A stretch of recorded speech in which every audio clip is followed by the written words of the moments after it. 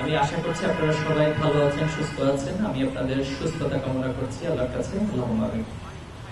সম্মানিত উপস্থিতি, অতিথিবৃন্দ আমাদের সামনে আলোচনা করেছেন।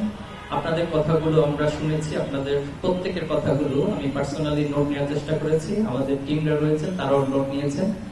এবং ভালো লাগতো যদি আপনাদের সবার কথাগুলো আমরা শোনার সুযোগ পেতাম, কিন্তু সময় আমাদের সামনে বাদ সেজেছে, আমাদেরকে দ্রুত শেষ করতে হচ্ছে।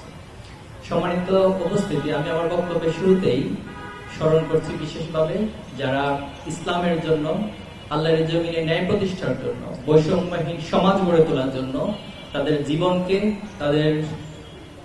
আল্লাহর রাস্তায় কোরবানি করেছেন। আমরা সকলের শাহাদাতের মর্যাদা কামনা করছি। বিশেষভাবে গত 2024 সালের জুলাই আগস্ট বিপ্লবে যারা তাদের তাজা রক্ত দিয়ে এই বাংলাদেশকে একটি ফ্যাসিস্ট মুক্ত বাংলাদেশে দিকে আমাদেরকে অগ্রযাত্রার স্বপ্ন দেখিয়েছেন, সেই পরিবেশ আমাদেরকে করে দিয়েছেন। আমি সেই বীরদের জন্য আজকের এই প্রোগ্রাম থেকে বিশেষভাবে দোয়া করছি, মহান রব্বুল আলামিন তাদেরকে ঈমানের সাথে শাহাদাতের সর্বোচ্চ মর্যাদা দান করেন। আল্লাহুম্মা আমিন। সেই সাথে এই আন্দোলনে যারা আহত হয়েছেন, পঙ্গুত্ব বরণ করেছেন, এর জন্য আল্লাহর কাছে উত্তম প্রতিদান কামনা করছি এবং তাদের সুস্থতা কামনা করছি। পাশাপাশি সরকার এবং দায়িত্বশীলদের কাছে এই আহ্বান এবং এই দাবি জানাচ্ছি, তাদের উন্নত চিকিৎসার জন্য সর্বোচ্চ ব্যবস্থা যেন তারা গ্রহণ করেন। সম্মানিত উপস্থিতি, আমি জানি আপনারা এখানে যারা আছেন আপনারা বিভিন্ন শারীরিক প্রতিবন্ধকতার শিকার হয়েছেন। তো আপনাদের কি আল্লাহর প্রতি কোনো, সৃষ্টিকর্তার প্রতি কোনো কষ্ট আছে, রাগ আছে? হেলেন কিলারের উদাহরণ আমাদের স্যার দিয়েছিলেন। এই হেলেন কিলার, যিনি আমেরিকান ঔপন্যাসিক, তিনি তার নিজের যোগ্যতা, দক্ষতা দিয়ে, মেধা দিয়ে পৃথিবীর বুকে একজন উপন্যাসিক হিসেবে জায়গা করে নিয়েছেন। এই হেলেন কিলারকে একবার সাংবাদিকে প্রশ্ন করেছিলেন যে সৃষ্টিকর্তা আপনাকে এভাবে সৃষ্টি করেছে, আপনাকে অনেকভাবে শারীরিক প্রতিবন্ধকতা দিয়ে সৃষ্টি করেছে, আপনার কি সৃষ্টিকর্তার প্রতি একটু রাগ হয় না? তখন তিনি খুব মুস্কি হেসে উত্তর দিয়েছিলেন যে সৃষ্টিকর্তা আসলে আমাকে যতটুকু দিয়েছে সেটাকে কাজে লাগাতে গিয়ে, সেই সম্ভাবনাগুলোকে কাজে লাগাতে গিয়ে কোনটা যে আসলে আমাকে দেয়নি সেটা ভাবার মতো আমি সময় পাইনি। তাহলে দেখুন, একজন প্রতিবন্ধীর জায়গা থেকে তিনি যদি এই অভিব্যক্তি ব্যক্ত করেন, তাহলে আমরা আশা করব আপনারাও সৃষ্টিকর্তার প্রতি কোনো রাগ কষ্ট রাখবেন না। মনে রাখবেন, এই পৃথিবীতে আল্লাহ তাআলা আপনাকে যতটুকু দিয়েছেন, আমাকে যতটুকু দিয়েছেন, আমি যদি সেটা ইউটিলাইজ করতে পারি তাহলে অবশ্যই সেটার প্রতিদান আল্লাহ তাআলা আমাকে অবশ্যই দিবেন। এক্ষেত্রে কোরআনের একটি আয়াত হয়তো আপনারা জেনে থাকবেন, সূরা বাকারার শেষ আয়াত আল্লাহ তাআলা বলছে লাহা মা কাসাবাত ওয়া আলাইহা মা কাসাবাত, যে যিনি যতটুকু প্রচেষ্টা চালাবেন আল্লাহ তাআলার পক্ষ থেকে অবশ্যই তার জন্য সেটার প্রতিদান বরাদ্দ তিনি রাখেন। আমি আশা করি আপনারা আজকে বিশ্ববিদ্যালয়ে স্থান করে নিয়েছেন। এই জায়গায় আসতে গিয়ে নিঃসন্দেহে আপনাদেরকে অনেক বাধা, অনেক প্রতিবন্ধকতা, অনেক চড়াউতরে পাড়ি দিতে হয়েছে। এই সমাজের অনেক বাঁকা চোখের দৃষ্টিগুলো আপনাদেরকে সহ্য করতে হয়েছে, অনেক বাঁকা কথা আপনাদেরকে সহ্য করতে হয়েছে। এরপরও আপনারা যে জায়গায় এসেছেন, আপনাদের জন্য সামনের দিনগুলো যেন আল্লাহ তাআলা অনেক বেশি সহজ করে দেন, অনেক বেশি সমৃদ্ধ করে দেন। আমরা আল্লাহর কাছে বিশেষভাবে আপনাদের জন্য দোয়া করছি। পাশাপাশি আজকে আপনারা যে অভিব্যক্তিগুলো তুলে ধরেছেন, আমাদের কয়েকজন বোন খুব দুঃখের সাথে আমরা বলতে হচ্ছে যে স্যানিটেশন সুবিধার কথা বলেছেন এবং র্যাম্প যতটুকু আছে সেটা পর্যাপ্ত নয়। তো এটা যে আসলে কতটা কষ্টের জায়গা এটা বলে বোঝানো যাবে না। এরপরে ভবিষ্যৎ কর্মসংস্থানের বিষয়ে বলেছেন, এরপরে সুযোগ সুবিধা বঞ্চিতের বিষয়গুলো বলেছেন, এরপরে স্বাধীনতার গ্রাণ পাওয়ার অভিব্যক্তি একজন ভাই প্রকাশ করেছেন, রাজনৈতিকভাবে আপনারা আপনাদের অন্তর্ভুক্তির চাহিদার কথা এখানে তুলে ধরেছেন। এরপরে অনেক একজন বোন বলেছেন যে আয়োজন প্রথম কেন? তো আসলে এই আয়োজন আমাদের প্রথম না, করে আমাদেরকে দমন নিপীড়ন করা হয়েছে, আমাদেরকে দানব আকৃতিতে সাধারণ মানুষের কাছে, শিক্ষার্থীদের কাছে ন্যারেটিভ দাঁড় করিয়ে তুলে ধরা হয়েছে। তো এখন যেহেতু 5ই আগস্ট পরবর্তী বাংলাদেশ, আমরা সুযোগ পেয়েছি, আমরা আমাদের আগের কার্যক্রমগুলো ইনশাআল্লাহ আপনাদের সামনে তুলে ধরবো এবং আপনাদের সাথে অব্যাহতভাবে দুর্বার গতিতে অদম্য মেধাবীদেরকে নিয়ে আমরা কাজ করে যাব। আমি শুরুতেই কয়েকটি দাবি উত্থাপন করতে চাই আপনাদের পক্ষ থেকে, ছাত্র শিবিরের মাধ্যমে সরকারের কাছে এবং যারা দায়িত্বশীল আছে, কর্তব্য ব্যক্তি আছে। টোটাল 6টা দাবি আজকের প্রোগ্রামের জন্য বিশেষভাবে উত্থাপন করছি। নাম্বার 1 হচ্ছে চাহিদার আলোকে ভাতা এবং শিক্ষা বৃত্তি প্রদান। শারীরিক প্রতিবন্ধকতা সম্পন্ন শিক্ষার্থীদের জন্য চাহিদার আলোকে ভাতা এবং শিক্ষাবৃত্তি বাড়ানো এবং সহায়ক উপকরণ সহজ প্রাপ্য করতে হবে, এটা আমাদের 1 নম্বর দাবি।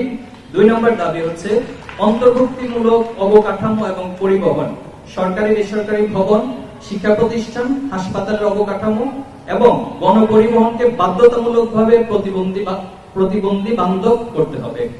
দাবি নম্বর 3, জাতীয় পর্যায়ে প্রতিনিধিত্ব, জাতীয় সংসদ এবং নীতি নির্ধারণী জাতীয় পর্যায়ে প্রতিবন্ধীদের জন্য কোটা এবং বিশেষ ব্যবস্থা গ্রহণ করতে হবে। 4, অন্তর্ভুক্তিমূলক শিক্ষা, সরকারি বেসরকারি খাতে প্রতিবন্ধীদের জন্য অন্তর্ভুক্তিমূলক কর্মপরিবেশ এবং সমান বেতন নিশ্চিত করতে হবে। ইউএনসিআরপিডির বাস্তবায়ন, প্রতিবন্ধীদের জন্য অধিকার রক্ষায় ইউএনসিআরপিডি এর পূর্ণাঙ্গ বাস্তবায়ন এবং কার্যকর মনিটরিং নিশ্চিত করতে হবে। সম্মানিত ভাই এবং বোনেরা, ছাত্র শিবিরের জায়গা থেকে আমরা আপনাদের জন্য কি করতে পারি, এই জায়গা থেকে আমি আজকের জন্য 2টি করণীয় ঠিক করেছি। প্রথমত হচ্ছে, আমরা আজকে যে আয়োজনটা করছি, এই আয়োজনটা শুধু আয়োজনের মধ্যে সীমাবদ্ধ না, বরং এটা আমাদের দায়িত্ববোধকে আরো অনেক বেশি বাড়িয়ে দিবে। এবং আমরা আজকের এই প্রোগ্রাম থেকে প্রতিজ্ঞা করতে চাই, আপনাদের জন্য যে সুযোগ সুবিধা দরকার সেটা নিয়ে আমরা অব্যাহতভাবে কাজ করে যাবো ইনশাআল্লাহ। এক্ষেত্রে 2টি করণীয় আমরা ঠিক করছি। নাম্বার 1 হচ্ছে, আপনাদের একটি শক্তিশালী প্ল্যাটফর্ম গড়ে ওঠা দরকার, অথবা এক্সিস্টিং যে প্ল্যাটফর্ম আছে সেটাকে আরো শক্তিশালী করণের জন্য ছাত্র শিবির তার কেন্দ্রের 3টি বিভাগকে এখানে সমন্বয় করতে চাই। নাম্বার 1 হচ্ছে কেন্দ্রীয় মানবাধিকার বিভাগ, কেন্দ্রীয় ছাত্র কল্যাণ বিভাগ এবং কেন্দ্রীয় ছাত্র অধিকার বিভাগ। এই 3টি বিভাগ আপনাদের প্ল্যাটফর্মের সাথে ঐক্যবদ্ধভাবে আপনাদের জন্য কাজ করে যাবে।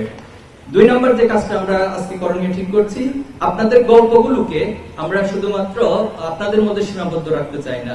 আপনাদের প্রত্যেকের চাহিদা এবং প্রত্যেকের লাইফ স্টাইল, আপনাদের যে সংগ্রামগুলো, সেটা গল্প আকারে আমরা বাংলাদেশ এবং আন্তর্জাতিক অঙ্গনে তুলে ধরতে চাই।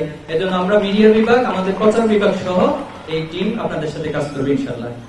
সম্মানিত উপস্থিতি, আমি আমার সর্বশেষ যে বিষয়টি বলে শেষ করতে চাই, যে ইসলামী ছাত্র শিবির 1977 সালের 6 ফেব্রুয়ারি ঢাকা বিশ্ববিদ্যালয়ের কেন্দ্রীয় জামে মসজিদ থেকে যাত্রা করেছিল। তো আজকের এই দিন পর্যন্ত 48 বছর পার করে আমরা এসেছি। আমাদের অনেক অর্জন আছে, অনেক ব্যর্থতা আছে, অনেক সীমাবদ্ধতা ছিল, কিন্তু এই পথ পাড়ি দিতে গিয়ে আমাদের প্রায় 300-এরও বেশি ভাইদেরকে জীবন দিতে হয়েছে। আমাদের প্রায় 1000-এরও বেশি ভাইদেরকে গুম করে রাখা হয়েছিল। এর মধ্যে অনেক ভাইরা তাদের লাশ পরবর্তীতে তাদের পরিবারের কাছে ফিরিয়ে দেওয়া হয়েছিল। অনেক ভাইদেরকে আহত পঙ্গুত্ব অবস্থায় আদালতে উঠিয়ে দীর্ঘদিন কারাভোগের পরে আমাদেরকে ফিরিয়ে দিয়েছিল। কিন্তু এখনো পর্যন্ত, আজকের এই দিন পর্যন্ত 7 জন ভাই কোথায় আছে, কি অবস্থায় আছে, এখনো পর্যন্ত তাদের পরিবার এবং আমরা জানি না। এই জায়গায় এসে আজকে আমরা দাঁড়িয়েছি। আমরা অসংখ্য ভাই, এই যেখানে আমাদের সাবেক কেন্দ্রীয় সভাপতি ইঞ্জিনিয়ার সিরাজুল ইসলাম ভাই আছেন। আপনারা আবরার ফাহাদের গল্প নিঃসন্দেহে জানেন। আবরার ফাহাদকে আমরা সবাই জানি। আবরার ফাহাদের টোটাল যে সামারি, সেখানে প্রেমটা কি হয়েছিল হত্যাকাণ্ডের পিছনে সেটা আমরা জানি। কিন্তু ঠিক একই কায়দায় ইঞ্জিনিয়ার সিরাজুল ইসলাম ভাইকেও আহত করা হয়েছিল, কিন্তু আল্লাহ তাআলা হয়তো ওনাকে জীবিত রেখেছেন, ওনাকে এখন আমাদের মাঝে রেখেছেন, আর আবরার ফাহাদদেরকে নিয়ে গেছেন। এইভাবে অসংখ্য শত শত হাজার হাজার আবরার ফাহাদের ঘটনাগুলো বাংলাদেশে ধামাচাপা দিয়ে আসছে। তা আমরা চাই যে সবার মাঝে এই বিষয়গুলো উঠে আসুক এবং এই ত্যাগ কোরবানির মধ্য দিয়ে আমরা চাই আগামী দিনে এরপরও সবার বাংলাদেশটা আমরা গড়তে চাই। এই জন্য 2025 সালের প্রতিষ্ঠা বার্ষিকীতে আমরা আমাদের প্রতিপাদ্য ঠিক করেছি, মেধা এবং সততায় গড়ব সবার বাংলাদেশ। সে বাংলাদেশ আমার, আপনার, আমাদের সবার হবে ইনশাআল্লাহ। এবং সে বাংলাদেশে কাউকে অধিকারের জন্য কারোর পিছে দৌড়াতে হবে না, কোন রাজনৈতিক ব্যক্তির পিছনে আপনাকে দৌড়াতে হবে না, বরং যারা দায়িত্বশীল, যারা রাজনৈতিক, যারা সরকার পরিচালনা করবে, তারা তাদের রাষ্ট্রের নাগরিকের কি অধিকার রয়েছে সেই অধিকারগুলো নিয়ে তাদের দোরগোড়ায়, তাদের দরজায় পৌঁছে দেবে। আমরা এমন একটি রাষ্ট্রের স্বপ্ন দেখছি এবং সেই রাষ্ট্র পরিচালনার জন্য যে সৎ, দক্ষ এবং দেশপ্রেমী নাগরিক প্রয়োজন, ছাত্র শিবির সেই মানুষ গড়ার, সেই বেসিক হিউম্যান কোয়ালিটি সম্পন্ন মানুষগুলো তৈরি করার জন্য কাজ করে যাচ্ছি। আমরা আশা করব আপনাদের দোয়া এবং ভালোবাসা যদি আমাদের সাথে থাকে, ইনশাআল্লাহ ছাত্র শিবির আগামী দিনে সেই সমৃদ্ধ বাংলাদেশ এবং সবার বাংলাদেশ গড়ে তুলবে ইনশাআল্লাহ। আমি সবাইকে ধন্যবাদ জানিয়ে, আজকের মেহমানরা আমাদেরকে কষ্ট করে, ওনাদের অনেক ব্যস্ততা, বৃহস্পতিবার ঢাকা অনেক জ্যাম, সময় দিয়েছেন, আপনারা কষ্ট করে এসেছেন, মিডিয়ার ভাইরা এসেছেন, সবাইকে আবারও ধন্যবাদ এবং কৃতজ্ঞতা জানিয়ে আমার কথা শেষ করছি। আসসালামু আলাইকুম ওয়া রাহমাতুল্লাহি ওয়া বারাকাতুহু।